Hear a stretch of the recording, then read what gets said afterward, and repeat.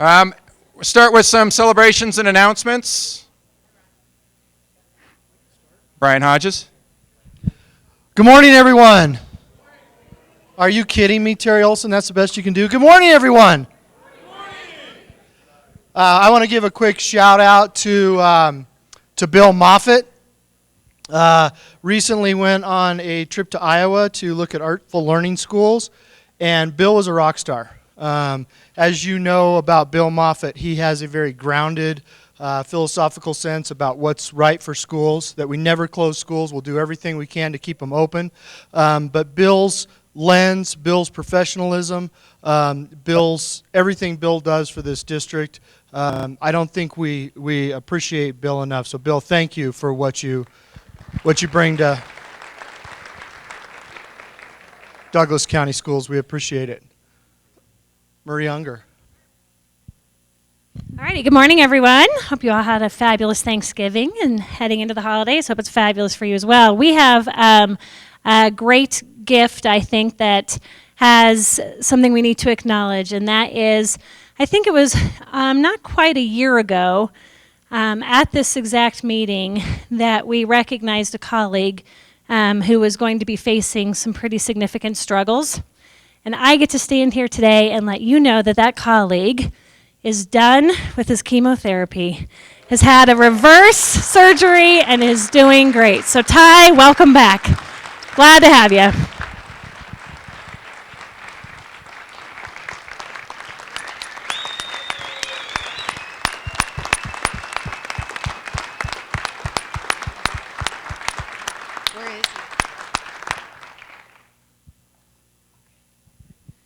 All right.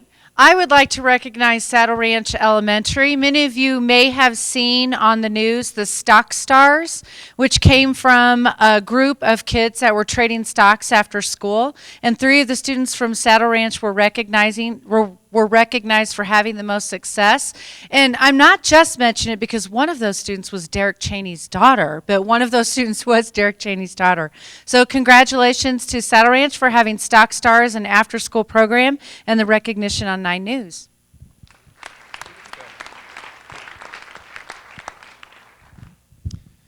Good morning. It's my pleasure to introduce Bo Bacon, who is our new Director of Operations and Maintenance.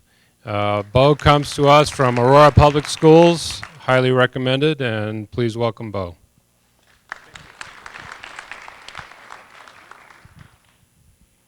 Anybody else? Announcements, kudos, celebrations?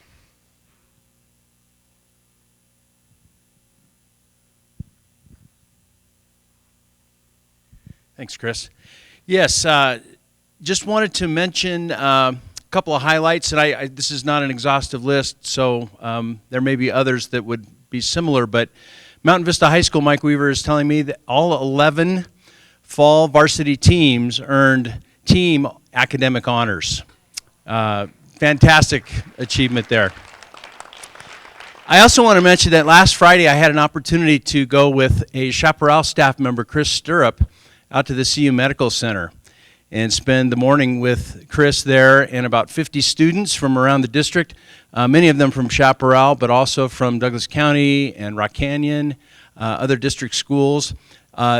Amazing experience where they got to participate in the Center for the Advancement of Professional Excellence and work on some dummies, helped deliver a child from a dummy, helped a young man who had fallen off, another dummy that had fallen off a ladder and had a compound fracture in the leg, and administered CPR and oxygen masks and an emergency room situation. Just an amazing program. So kudos to Chris Stirrup and Chaparral for hosting that program.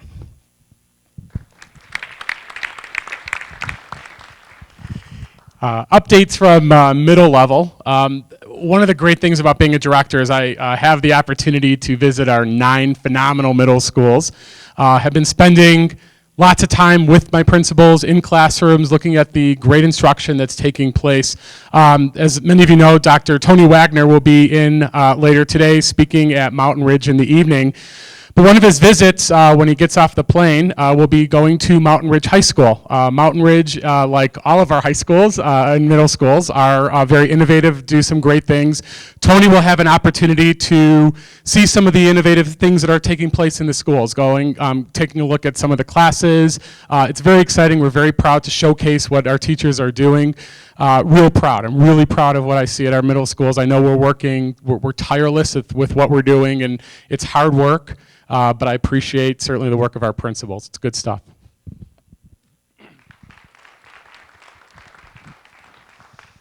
Anyone else? All right, so we're going to keep moving along. We have a pretty healthy agenda. Michelle Tripp is here for Cinnamon Watson from the Douglas County Education Foundation. Good morning, everybody. How are you? I just want to let you know we have all of our nominations in. We had over 9,000 nominations for all of our teachers and staff this year. So today and tomorrow you will be getting your nominations in your inbox from me. After that, I will be sending you a form to fill in for your certified and classified reps for the Apple Awards. And then we'll start moving on with our process. Just want to give you an update. Thanks. All right, Dr. Fagan.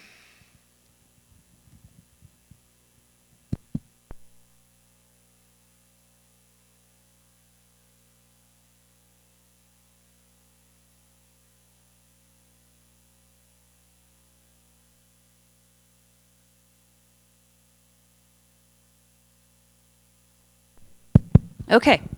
Good morning. It's good to see all of you here today.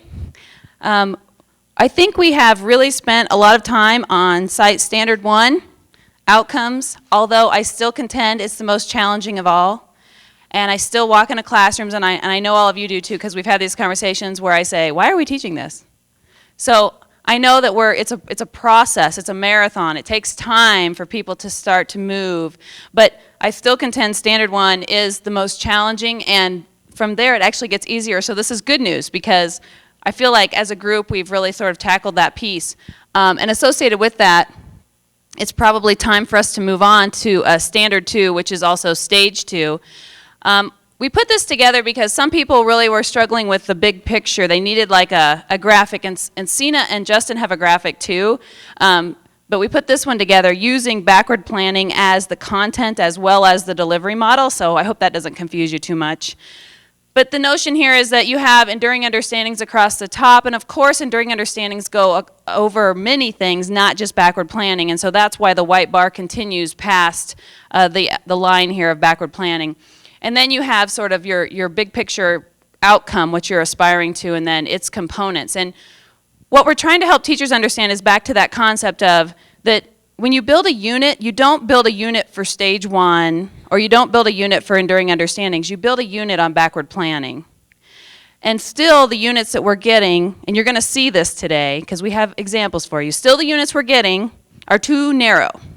Okay, so we really need to help our teachers push to the next level and say, okay, that is important, what you're doing here, but it's not unit worthy, it's lesson worthy. And there can be many lessons in a unit that build across time. So in my example here, I'm teaching backward planning. That is my unit outcome. And Stage 1, in my vocabulary, it is one sort of lesson or component, but it wouldn't feel like there's a break, right? It's just my organizational strategy. But if I were teaching this, there would be no break. I wouldn't say, okay, now we're done, let's take a test on outcomes. We wouldn't do that. We would continue on. But the way that we need our teachers to think about this is really to shoot for that bigger picture and not try to put something up here like, I'm trying to think of an example. Jamie and Holly probably have 100. But not put something up there that is too narrow, that's just content specific, like mitosis, if that's a biology example. Mitosis is not a unit. It's not unit worthy, okay? So this is just a visual to help people see the concept of a unit. So I just visited with one of our Chinese teachers not very long ago, and she said, I think I get it. I've broken my entire year down into 5 units. Yes, that's a good sign. 5 units in a year is about right. Maybe 6, maybe 4. But she said 5 units, and what I've done is I have a unit on everything about me. So all the speech associated, learning Chinese about me. And then I've collected up all the resources that make sense for learning to speak about me in Chinese. And she laid it all out. And I said, yes. And she jumped because it was loud. And I said, no, seriously, that's right. You're right. This is the way it should look. Biology should be like 5 big units all year long, okay? So if you have people, and I've talked with teachers who are like trying to write 1 unit for every chapter or 1 unit for every unit in their book and stuff like that. So if you don't have that, great. If you do, we need to help. We need to help. So this is just sort of that big picture plan that there's the big unit backward planning, and it consists of 3 stages. Each of those stages has parts too. But we don't teach the individual parts, we teach the big picture. And then there's that sort of cycle that goes on with assessment all the way across, formative, interim, summative, and then the off-ramps piece, learning opportunities and off-ramps. So moving right along, we've spent a lot of time on stage 1. I think that based on the feedback I've gotten from all of you, from Dana, from others, I think we can move on from this, but let's go ahead then and prove that and do a stage 1 really quick. You can choose anything you want. You can even do something you've done before. Doesn't matter. The point is alone or in pairs. You can do pairs, but not tables at this point. Just write a stage 1. It can be about anything currently relevant to you. Please include the enduring understanding, the essential questions, and the outcomes. And please include at least 1 of the 4 C's. This is going to be important for what we're doing today, so choose what you'd like. It doesn't have to be something new. And then when you're done, as a table, please select the best stage 1 from your table, post it on Edmodo and post it on chart paper, because there is no learning without chart paper. Not in my office. Yeah, Jamie Bailey and I, we love chart paper. So if you could do those 2 things and rather efficiently, we can really get going here and really get into the stage 2, standard 2 work on assessment. So do you have any questions about this?